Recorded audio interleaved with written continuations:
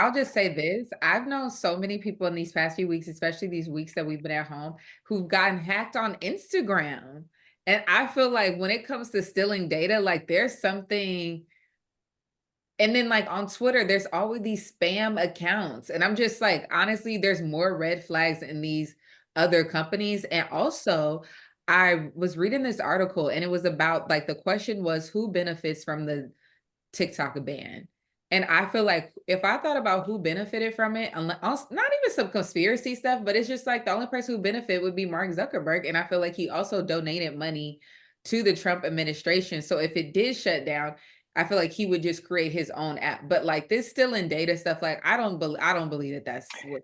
They're just gonna push Reels harder. Why he gonna create another app? But Reels really isn't the same thing. And like just like they did Threads. Like they just did Threads. I mean, they kind of left it there. It's not really doing anything. He's But just I trying see stuff. him like if it did shut down, I could see him trying to create something to fill that space for sure.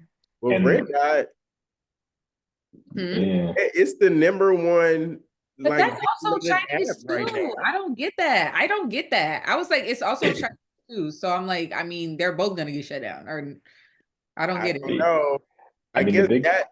Go ahead, Noah. no, go ahead, Emery. I'll go after you. I was just gonna say, I guess that becomes the thing about data within itself. The more people that are on Mhm. it, the more access they have to the data and so on and so forth. So like if in case Red Dot is a Chinese owned company and it does become the new thing, that might be a conversation we'll be having down the road. To your point of the spam and like how American owned companies have these like wonky ways about them, I feel like that is like true because like the amount of spam from emails, it's this one email like Numbers, email they address, keep like recreate our calling. Yeah. it's just it's too much and I keep trying to figure out ways and my one of like that one of the little engineer neos or whatever told me about this privacy thing that you can buy into and it's just all of these I mean, things. you should definitely, for real, everyone should have two-step verification for sure. Mhm. Oh no, yeah, definitely. Yeah, and ask, or at least an iPhone, you can do this and ask your all your apps. It gives you the option to check which apps can like basically track your data. Just turn it off for all of them. The biggest problem with this is that it's a lot of this has to do with like what TikTok slash ByteDance's algorithm is, and TikTok has a really really good algorithm. So a lot of the problem is that if they then had to sell, they would then have to basically give their crown jewel to this other company that they would sell to, which, as you can imagine, they don't want to do. Um, the thing that's confusing for me about this is I don't know what I mean. Yes, if TikTok is owned by the Chinese government, that is a problem. Um, but then even like the connection to like the broader fight, where it's like, what is TikTok doing? TikTok and Instagram and Twitter and Facebook are running kind of the same play, just the end result is a little bit different. Like, how many times have you had a conversation about something with someone, and then all of a sudden you see an Instagram for that Instagram reel with that exact ad for that product that you happen to mention with your phone being off?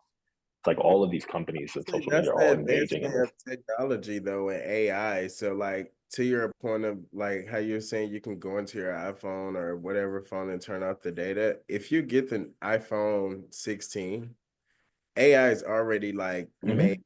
phone. So like they're getting your data one way or another. And to me, that's kind of like where it's kind of laughable that we've gotten to this point. Like I But they get would it, like argue, well, we're the American blah blah blah. We're only selling it to our companies, or was they would argue some bull crap like that. like They that's good. are. Like They that's good are. though. Yeah, like that's not a good thing either.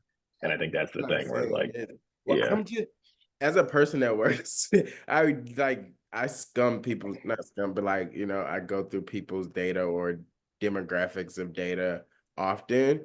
Um, Companies are not gonna stop doing that stuff, and the American government, I guess that's when it becomes like regulation and privacy regulations and all that stuff because the American government is in bed with corporations. So they're gonna give them certain leeways, like to obtain certain things. Like, why do I have to put my social security number down to go get a cell phone? Like, that's stupid. But it's just those certain like things that directly tie you to a person that they can then again pull into these systems and algorithms and push certain things to you. But And also with email addresses and phone numbers, because like also like people can't, you also shouldn't carelessly share people's contact information. Like I get the randomest weirdest emails, and sometimes they'll email text me and it's like very just like, who would have gotten my email other than me signing up for something and it being leaked what I into, was about to say, data leaks. Data yeah, leaks.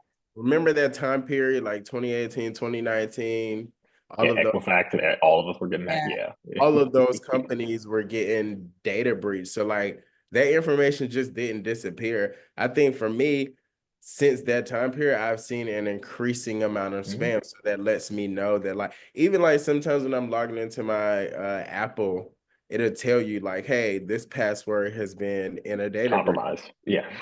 Mhm. So it's like I guess that's like living in the age of the World Wide Web and digital advancements and data tools. That's like a almost inevitable thing, which again is why I can kind of see why the government is fighting for them, like to be able to control it versus like another country being able to have access to that data, because then like who can imagine we're getting these mass texts. What if we start, you know, just anything can happen. I don't want to say the wrong thing.